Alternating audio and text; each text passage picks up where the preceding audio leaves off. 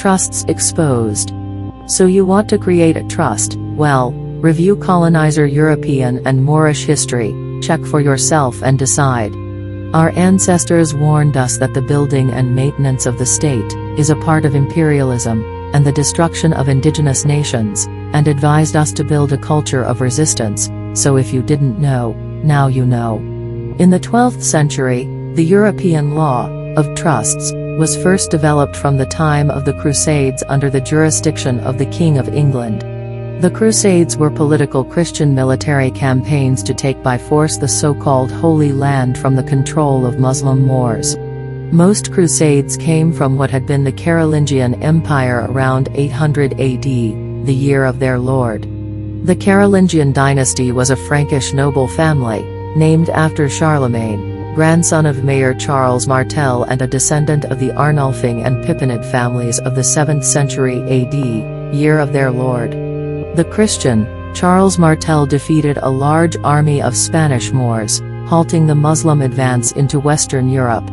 Abd ar-Rahman, the Moorish Muslim governor of Córdoba, was killed in the fighting, and the Moors retreated from Gaul, never to return in such force. During these crusades, when the Pope and King sent their fighters out to kill and seize more lands, and dominate the people of those lands, they needed someone to keep their belongings, women, children, and slaves, all of which were deemed their property. Thus, their master supreme king monarch under the office and authority of their pope, created fideicomissa. Word origin, from late Latin, bequeathed in trust, from Latin, fides, meaning, trust, faith plus committer, to entrust. Thus, European popes of Rome, and its monarch king, conceived the trust. I repeat, the trust was conceived by European popes of Rome, and its monarch king. Look. Can't you see? The trust is not indigenous.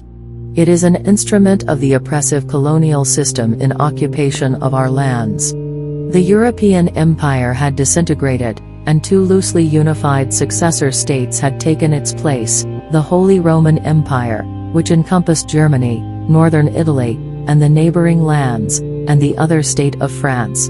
The so-called Holy Lands were the city of Jerusalem and the surrounding areas, claimed by Israel and Palestine today. The so-called Holy Land is supposed to be sacred to Christians, Jews, and Muslims.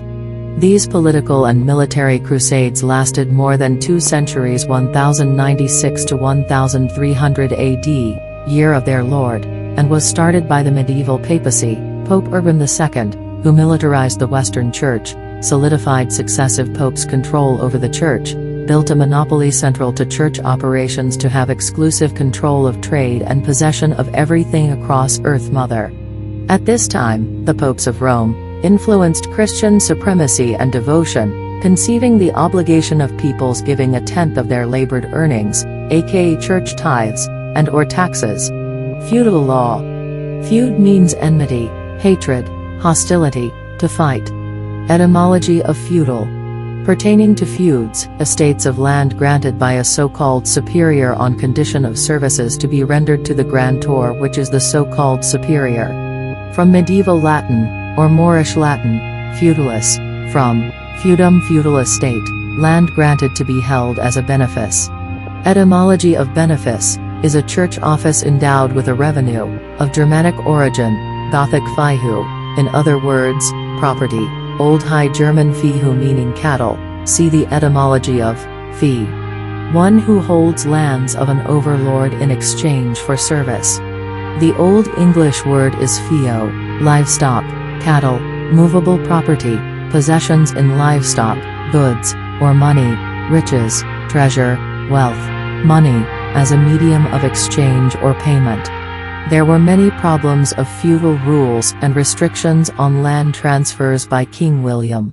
His agenda was power and protection of castles by the military. By controlling all the land, he was able to bestow gifts of fiefs or land to his noblemen vassals in exchange for loyalty and service. Etymology of fief, land or other property whose use is granted in return for service. They might say, pay property taxes to excuse themselves from military duty. The foreign Roman feudal culture of fideicommisum, trust, established the succession of wealth and property after death.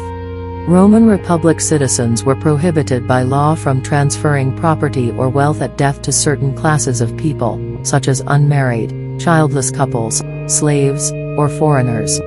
To get around these rules, fideicomissa, meaning trust, was invented by the Roman Republic to circumvent strict inheritance laws. These trust agreements were often oral and held in secrecy because their mere existence could lead to confiscation of property.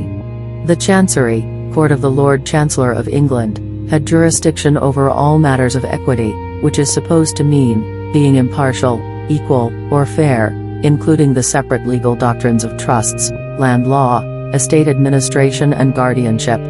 Again, the very first trust dates back to the days of the Roman Empire, about 800 AD, the year of their Lord. Only citizens of Rome could own property. When faced with deployment, Roman soldiers would transfer ownership of their property to a trusted friend to make sure their property was protected. Colonizer, John D. Rockefeller, 1839 to 1937, formed the first trust in 1882 with the establishment of the Standard Oil Company. In general, a trust is a relationship in which one person holds title to property, subject to an obligation to keep or use the property for the benefit of another, and all trusts are formed under colonial state law. The term trust is often used in a historical sense to refer to monopolies or near monopolies in United States colonies during the Second Industrial Revolution attack on homeland of the Indigenous in the 19th and early 20th century. The use of corporate trusts during this period is the historical reason for the term antitrust law. If people are bent on forming a trust because Taj Tariq Bey or other Moors told them to do this because they are sovereign, or there is some benefit, or to protect your property under their government fiction, you are falling into the same old colonizer trap. Example. This Moorish National Republic of Peace fiction refers their listeners to the colonizers, Eliot versus Freeman case, and assert that the case made it clear that the express trust is not subject to legislative control. False. I repeat, false. Read the case yourself. It does not read anything like that, and most likely, whoever put this on their website didn't comprehend or read it themselves, they just went along with other Moors that don't know what they are talking about. An express trust, private or not, is simply a trust agreement contract in express terms, meaning written specifically by what the man or woman making the trust have in mind what their wishes are, and only by their beneficiaries' consent, gives the trustee, the one responsible for the property, authority to take possession of the land or ownership over it. See Black's Law Dictionary Revised 4th edition, page 1681. Another example is that the average do not comprehend the legal nor lawful jargon of the colonizer's trust instrument, or any of the other countless colonizer documents. Regardless, it's a part of colonization. The Moorish National Republic federal government fiction have people make irrevocable trusts, meaning that the trust cannot be changed without the consent of the beneficiaries who receive the property, profits, or advantages of the trust. But, guess what?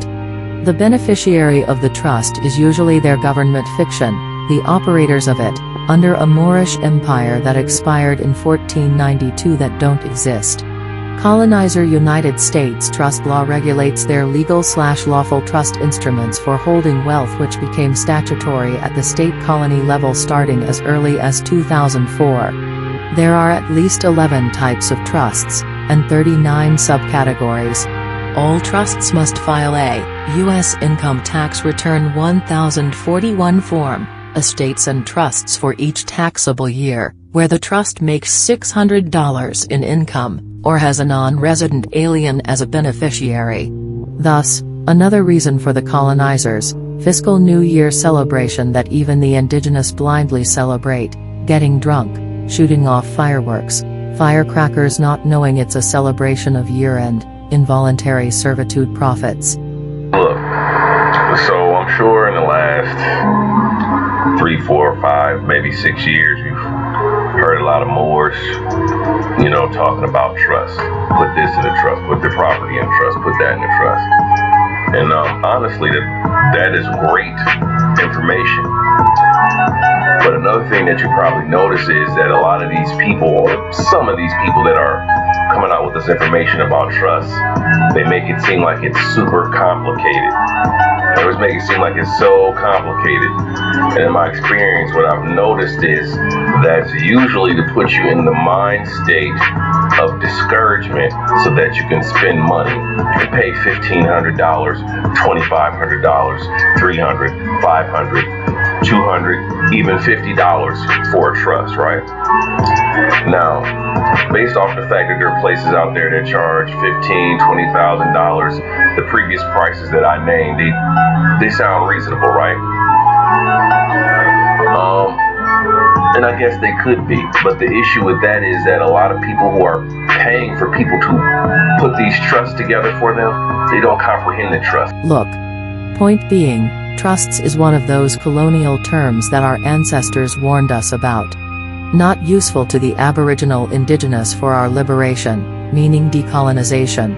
Trusts, like all of their other instruments, ties you to the oppressive colonizer's apron, therefore, strongly influenced and controlled by them, as in suffering from Stockholm Syndrome, which is a coping mechanism to a captive or abusive situation, in which we must all break loose from the colonizing European and African Moors. Aboriginal Indigenous must resurrect our culture of resistance to colonialism. Not feed and nurture it to continue its growth because you are getting paid. This psychological adaptation to colonialism is that the colonized minds of indigenous peoples have low or no commitment to resisting the various forms of oppression that the colonizers have normalized. Instead of learning and acting on what we must do to rid colonialism completely off of the face of Earth Mother, the people fall back into the cycle of the same old, because they're getting paid. To culturally resist is to know the history, the lessons, and mistakes of the past, and step out of the cycle of falling into the same mistakes over again because you are comfortable there. You want to make Federal Reserve notes off of the ignorance of others. Stop it. Stop sucking the colonizers' titties through their institutions and practices, like they are going to rush to your rescue, or help you get free from them. So what? You have a trust? It does not get rid of reporting to them or stop the foreign colonizers from getting your possessions or earnings in taxes to them, on your own land. After giving away the Federal Reserve notes that you've worked a long time to get, the Moorish trusts, and any other trusts people are making bank on in their pockets, ends up in the colonizers' trash because it's all still colonial and useless to your liberation. Our ancestors did not conceive of the trust in some materialistic and violent feudal culture where overlords sent fighters out to kill, steal, destroy, to acquire more material things to be looked after by a trust under a king, pope, nowadays, overlord governors, courts, judges, presidents. That was never ever our culture. We didn't need that. Stop signing their contracts. Your signature gives your consent where you have bound yourself to them to continue their oppression against you, given by your own handwriting. To build a cultural resistance, you must stop doing this. Greedy, you're getting paid. Stop it. And instruct the young about colonialism, and to not make materialism the standard in life, so they will not give further aid to their oppressors, and pass cultural resistance onward. There are cultural ways for the disposition of our possessions outside the very colonizing oppressive system that we are fighting to break free from, and move them out of our lands, which solves the most egregious and major problems for everyone. Worldwide, wise up.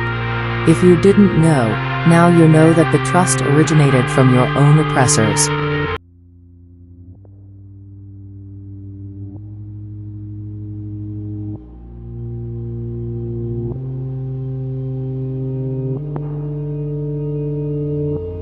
According to Title 26, Code of Federal Regulation, CFR, Section 301.7701-7A1, Trusts, Domestic and Foreign.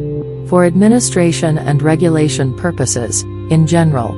A trust is a United States person, when meeting specific conditions. A domestic trust is a United States person. A foreign trust is any trust, other than a domestic trust. In a geographical sense, administered outside of the United States means carrying duties imposed by the terms of the trust instrument and applicable foreign law, maintaining the books and records, filing tax returns, managing and investing the assets, defending the trust from suits by creditors, etc. Just printing the words, foreign and international, or non-citizen, non-domestic, non-resident, on your document does not make the trust foreign. And ecclesiastical is Greek, of the church. From ecclesiastes, speaker in an assembly or church. Preacher. This pulls you further into the colonial system. Let's examine a Moorish declaration of an irrevocable foreign, international, ecclesiastical private trust document formed at the Philadelphia area of the Pennsylvania colony. We learned a lot from Moors, and learned much the hard way. What not to do. The purpose of a foreign trust in the colonial system is to protect your assets based upon the laws established by the foreign jurisdiction in which your trust was organized, and a foreign trust is a trust that was established in a foreign country, and is subject to that country's estate planning laws, meaning that U.S. courts would not have any legal jurisdiction over that trust. Simple. If the trust is not governed by laws outside the U.S., then it's not a foreign trust. Pretty safe to say that this trust is governed in the Philadelphia area of the Pennsylvania colony. Therefore, domestic. When your trustee is classified as one of their U.S. citizens or resident under the colonial system, it's not foreign.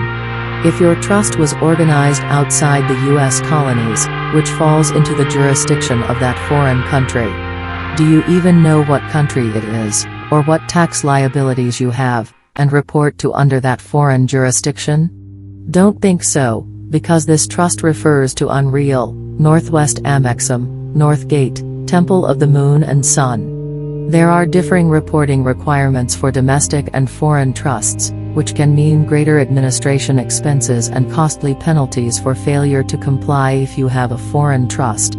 Foreign trusts also have added reporting requirements over and above those required for a domestic trust. So, you must have a professional, experienced, competent trustee in place to ensure that you can meet these requirements. Otherwise, the penalties for noncompliance are extremely steep. You have to ask yourself, why do I think I need a trust? If you are establishing a foreign trust to help you escape your current, or foreseeable creditors, transferring assets out of the United States colonies into an international trust to avoid current creditors is a fraudulent conveyance. If the U.S. operators have classified you as their citizen, and settler of the trust, you either report your international trust, your international bank accounts, and pay taxes on the gains in your asset protection trust to the U.S. IRS. If the U.S. operators have classified you as their citizen, citizens are taxed on their worldwide income, including income earned inside a foreign international trust. If you are trying to hide assets, protection through a foreign international trust is not based on secrecy, or hiding assets, it is focused on putting up barriers to collection where creditors are not able to reach the underlying assets. If you are attempting to organize a foreign international trusts to protect your real estate, like most have been told by colonizing Moors, whether it's residential, commercial, industrial, raw land, and anything permanently attached to it or built on it, whether natural or man-made, these trusts do not work in U.S. colonies' real estate. The only way to protect what's yours, permanently, is to decolonize. These foreign international trusts are best suited for offshore bank and brokerage accounts, and other assets outside the U.S., for which the majority certainly do not have brokerage accounts nor assets in other countries. U.S. colonizer courts take authority over all their U.S. ill-gotten real estate. Their oppressive judges will simply ignore the asset protection trust, and demand seizure of the property. There were several people that had their Moorish trust fictions all printed out, signed, stamped and sealed, for protection, but they still got their homes and property seized, after listening to the operators of the Moorish government fiction, and master teachers. Did not get it back. The people that would benefit the most from these foreign international trust structures are people in high-risk occupations, such as physicians and lawyers, those looking to diversify their investment portfolios, business vendors, those close to retirement, and almost anyone who has saved a substantial sum of money or other assets that have been saved or invested, and considering moving themselves and/or their assets out of the U.S. colonies. A properly drafted and maintained foreign international trust, formed in Belize, or Cayman, or Cook Islands would be favorable in providing the best asset protection. Most people are not proficient in portfolio diversification, offshore investments held in a foreign international trust, or any legal/lawful document, nor do they have the wealth to spend from $5,000, $12,000 to $25,000 to hold assets in a real, foreign international trust. If the opposite were true, it might be wise, until we decolonize. But the Aboriginal Indigenous don't have that kind of material, so is it doable in accord with the colonizer system? Don't think so. And I don't think any offshore bankers are going to even look at a renter coming with a few saved silver coins, and $150, talking about asset protection. That will look pretty crazy. Wise up. If you didn't know, now you know that the trust originated from your own oppressors. Ya ko ki. Thank you for listening. Yuka ki you. Free not bound.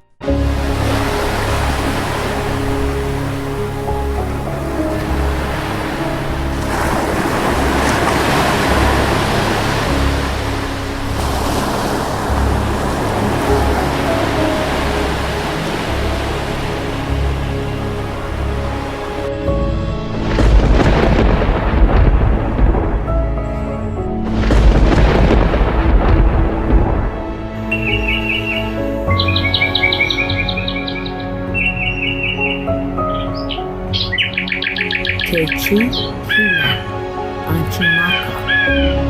I love you, Mother Earth.